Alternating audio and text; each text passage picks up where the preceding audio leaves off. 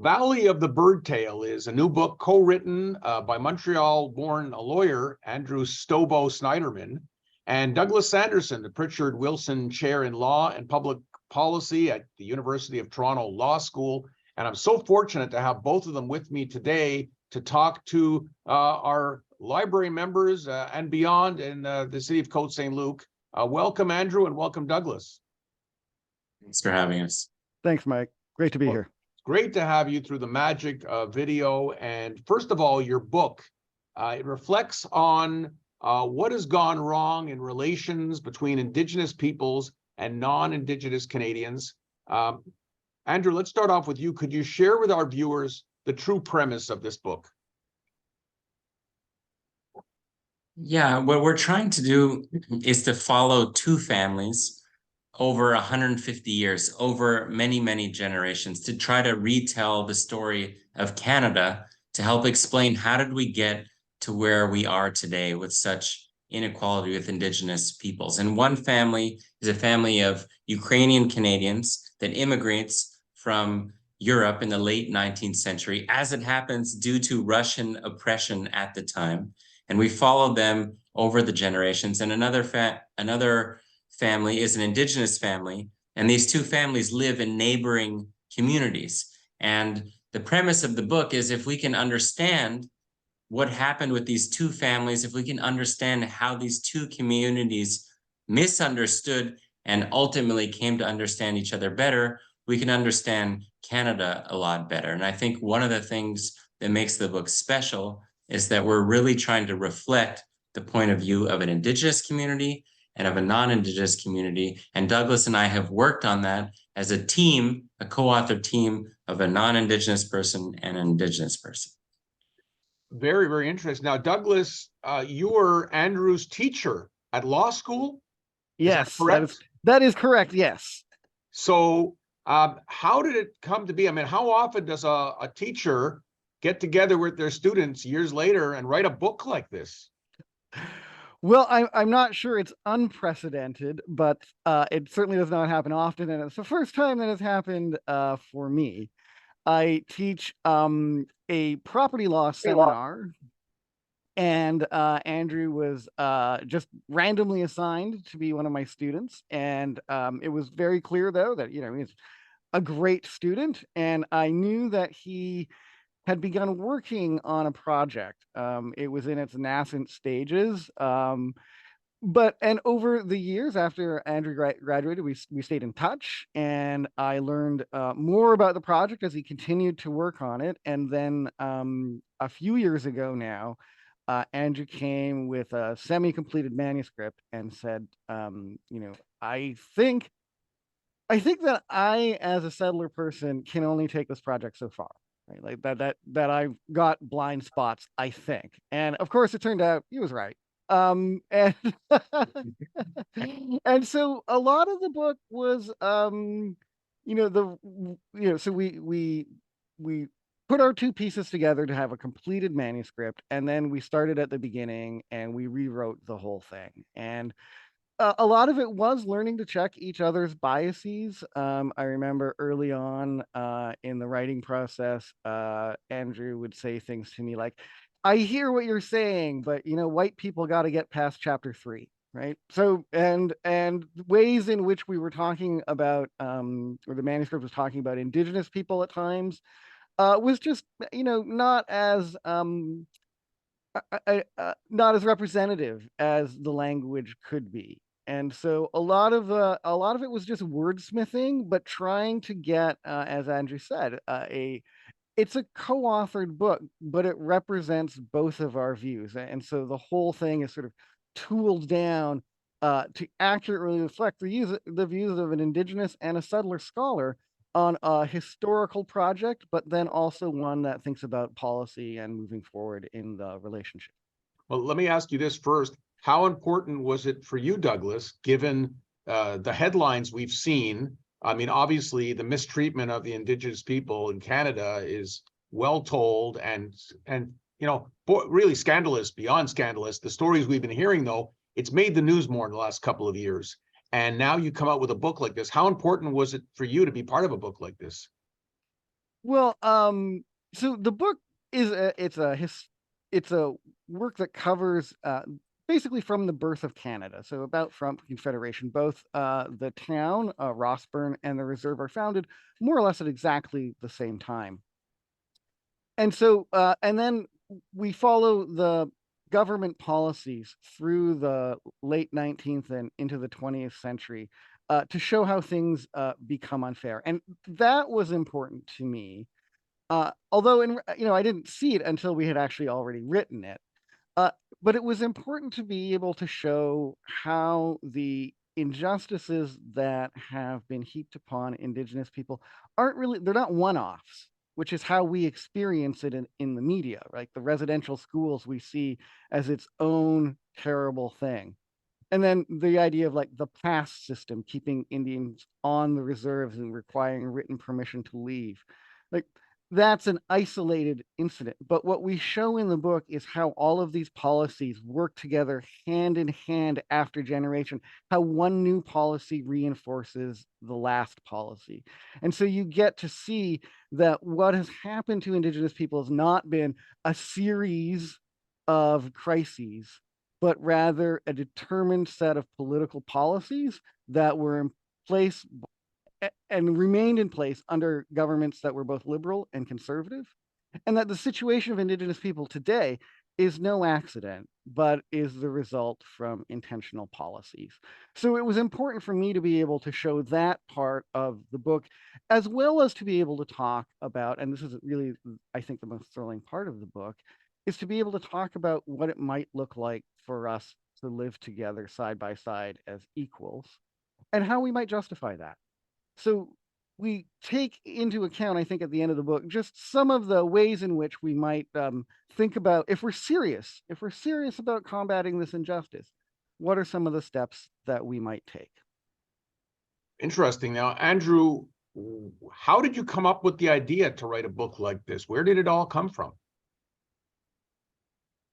I grew up in Montreal, and I should say that I had no connection to Indigenous issues. I didn't, to my knowledge, have Indigenous friends, and it was not something that I was really thinking about at all, even though, of course, we have Indigenous communities, Kanawaki, just so close to us, etc. And I, at my dinner table, used to talk about truth and reconciliation in South Africa, and it had something to do with Nelson Mandela. And so I was only about 10 years ago, well into my adult life, that I started paying attention. And I started paying attention because there was a truth and reconciliation process that started talking about residential schools. And it was shocking to me and upsetting. But I think the even more upsetting thing to me that got me committed to a book like this is that I found out that after residential schools closed, all these Indigenous students living on reserves went to schools in their communities, and Canada mistreated these students once again. And for about the last 40 years, these students were getting something like 40, sometimes 50% less funding per student compared to a public provincial school. And it had horrible impacts on them. And the outcomes were bad, unsurprisingly. And that's the thing that really bothered me a lot, because I felt like we were making a very similar mistake again. And it was in my lifetime. It wasn't some historical thing that was over. It was something we were doing now. And it was something I should learn more about. And it was something maybe I could do something about. So this book began as a story about these two communities and their schools.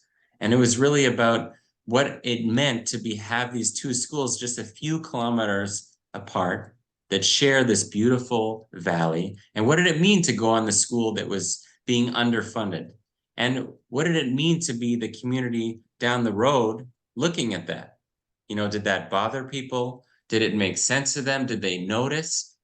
And over time, this book has become something more ambitious than that. It is about education. It is about students. It's about inequality in education. But we've done a much more ambitious thing, which is to explain at a much bigger level with a lot more pieces of the puzzle, as Douglas was discussing, you know, how did these communities become separate? And how did they become so unequal over time? And what does it mean for all of us across Canada today? The name of the book, very, very catchy. You just mentioned the valley. So was it a no-brainer in terms of the title and the BirdTail? What is that? When you say Valley of the BirdTail, tell us what that means. Yeah, there's a beautiful valley in Manitoba is where the book is set, although we certainly think it should resonate with people in Montreal as across the country. There's a beautiful valley, and it's divided by this snaking river called the BirdTail. And the valley is known as the Valley of the BirdTail, and you couldn't come up with a better metaphor for Canada. Although it was not a no-brainer in the sense that I didn't see the title, and a friend of ours, came up with it, and that's kind of how books work. It's a team project, and lots of people are reading the material, and so thankfully they came up with that phrase. And I should just briefly say that there's this, I think, amazing historical document from the 1950s. It's a history that Rossburn wrote about itself. This little town wrote a history about itself, and it said, there's no, I'm paraphrasing, something to the effect of, there's no more beautiful place in Manitoba than the Valley of the BirdTail, right next to us. Mm-hmm. What a shame that there's Indians there. And I think that really sets the tone for the book. And I should say that almost everything that's gone wrong in Canada went wrong in this place. But part of what makes us excited about this book is that something good happens there actually over the last 10 years. And people are trying to bridge the divide and to work together to make things better. And that also is an equally exciting thing about this particular place. So Douglas, how long did it take the two of you from start to finish to do this book? Well, Andrew began about 10 years ago, and originally it was a couple of magazine articles, and that took a couple of years to get through. And then Andrew took a break from the project and continued on with his education, and then came back to the book. And I joined about 3 years ago, and so we worked together on it for another couple of years after that. So it's hard to say exactly how long it was in the making. I will say a long time. A long time. It was in some sense, luckily, our pandemic project. Like, we started right at the beginning of the isolation of the pandemic. And so, Yeah. Night after night, trotting down to the basement, getting onto the Zoom call, going into the Google Docs, and just having someone to work through a project with while the world fell apart around us was, it kept us both pretty sane, I think. Yeah. More sane than I would have otherwise been, Douglas. Thank you for that. So over a decade, Andrew, but I read in one of the articles that you quit your job at one point because to devote your time to this project. Yeah, that's right. I think what happened was that, as Douglas was mentioning, I wrote a couple magazine pieces about these places, but it was over the phone. These were interviews I did over the phone, and I was haunted by the story. I can't really explain what that felt like, except to say that over the years, I had kind of this gnawing feeling that there was a lot more there. And, 5 years ago, I was in Ottawa and I was working in politics, and I had to ask myself, is this really what my contribution to make? And I decided, no, I think there's something to this story that will be meaningful for a lot of people. And so I quit my job. I had some savings. I had an amazing partner who is now my wife, and I booked a ticket to Manitoba, and I went there for a month. And I wanted to see how deep did this go. And I identified the characters in this story who really bring this book to life. And it's a book, I think, you can tell us otherwise, but in parts, or in large part, it should read like a novel. And they're real people using their real names who have opened up their lives to us. And it's through them that we tell this larger story about Canada and about policies, but I hope in a really gripping and engaging way. And so, it's been my life for the last 5 years, and I'm so glad I did it. and I think it's the best thing I've ever done, Uh, for what it's worth. Yeah, Yeah. well, I mean, it shows. I mean, I read the book and, I had to take a break after a while to digest certain things, but I said, wow, this is like, I'm a writer. This is a lot of work, a lot of research. This is not just some book that someone, sat in front of a computer and, a lot of books are books, they're thoughts, they're made up stories. This is real life. Douglas, we see that you have an endorsement from Michael Ignatieff, the former leader of the Federal Liberal Party, briefly, albeit, but he was the leader of the Liberal Party. Have you got any feedback from present day politicians? Justin Trudeau, the ministers of Indigenous Affairs, Mark Miller. Any feedback from those people? Well, so not presently. It's still fairly early in the process. The book came out at the end of August, and it takes a little while for things to circulate. As it turns out, though, just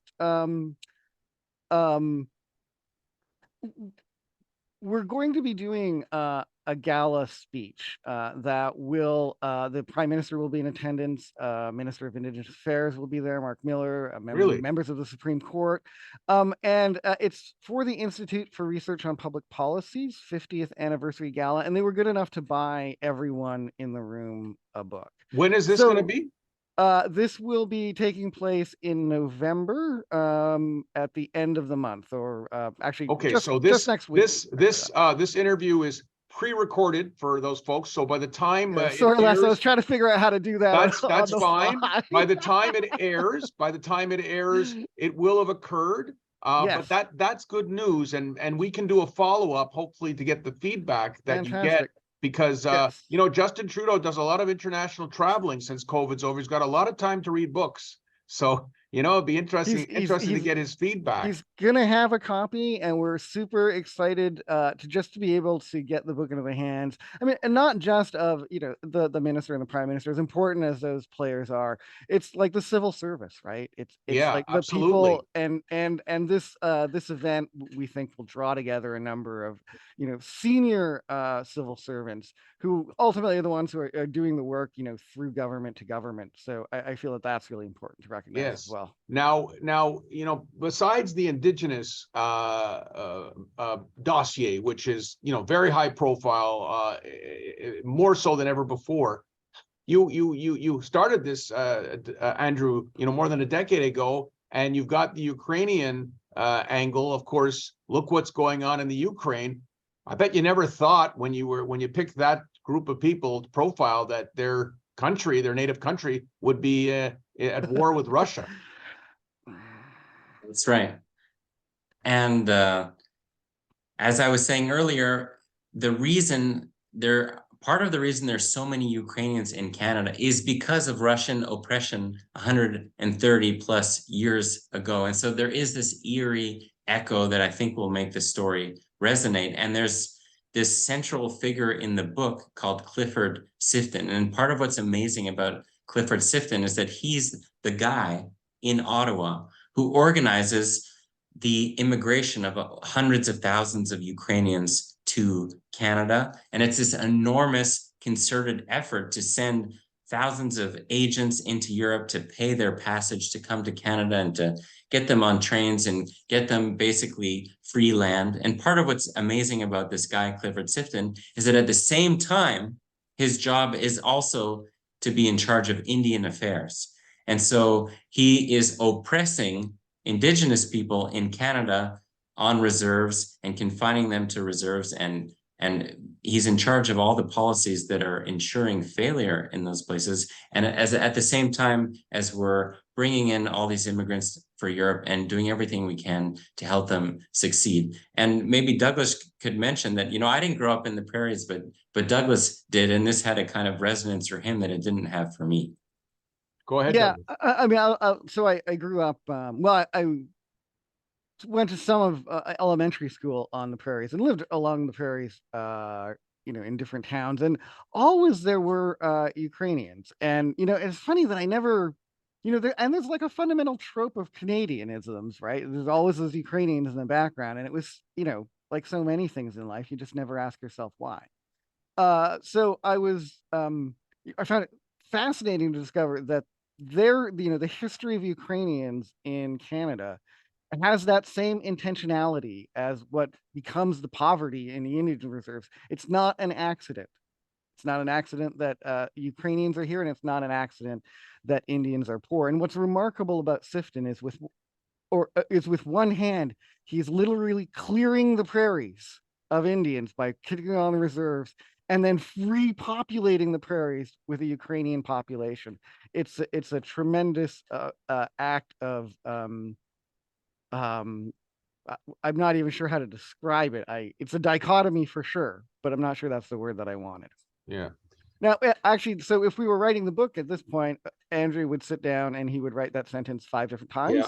using words like dichotomy. Right. And then we'd choose one the next day, which is often how we worked. It was really, Yeah. it was a fun way to write. Yeah. So we know, Douglas, you're still at the University of Toronto, correct? You're still I am, yes. teaching. I am. Fortunately, I am on sabbatical this year, so I have time to tour around and do the book, which is super great. But I'm really looking forward to getting back in September. I've been teaching a class on the fur trade that I'm really excited about, and Indigenous legal traditions class, and hopefully back to property law as well. Very interesting. So, and Andrew, what are you, besides the book, which I'm sure promoting the book is a big part of your life, but what are you spending your time doing? You say you spend a lot of time in New York. A lot of childcare duties. We have a new baby. And believe it or not, the book is 100% my job. Now it's to get it in people's hands, and we really believe in it. And I've been to the beautiful library where this talk will air, and I think I grew up with the belief that, well, with the experience of a book being able to change my life. And I hope I have this perhaps naive hope that people will pick up this book and be touched by it. And we think it's good enough to do that, but it's up to people to try. Mike Andrew is being too modest to mention that he deferred entry to the PhD program at Harvard in order to tour around this year. So, wow. So I think doing a little extra reading, and he'll be back at it in the fall. What your CV, Andrew, is just blows me away. And thank you, Eric Bissell, if you're watching, for referring me to Andrew and taking upon himself, having been a reader of my reviews in the Suburban and my video show for the Cote-Saint-Luc Library and elsewhere, to just go ahead and buy the book on Amazon and send it to me. And it was quite the present. But you, your CV, you're a Rhodes Scholar.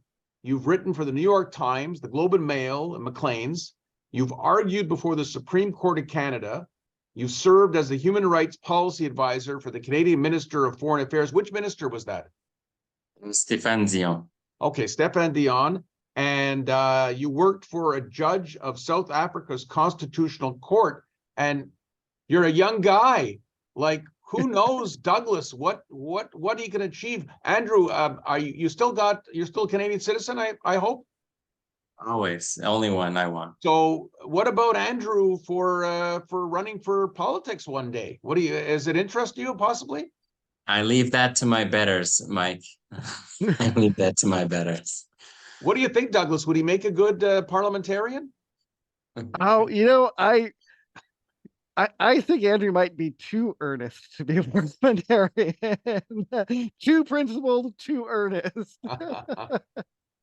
So for this book, to me, I always like to read a book, and then I start imagining what these people look like and what their lives are really like. Has the thought crossed your mind of this book going on to screen some way? Actually, I had a very funny moment a couple of weeks back where our agent said that he had been to breakfast with someone and pitched the book as a stage play, which I actually thought was pretty funny. But as soon as I said it, I started imagining what Valley of the BirdTail the musical might look like. Because there's that ballroom scene, right? Right. Where there's this fantastic scene that takes place on the floor of the Senate, which has been turned into a giant ballroom for a huge party, and there's incredible racism on display.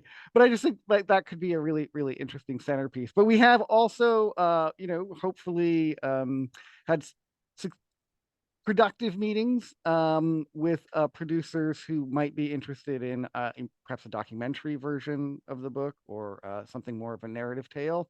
I think it really is when we're doing interviews a lot, people start talking about the novel that we wrote because the use of the characters really does give it that narrative sort of structure.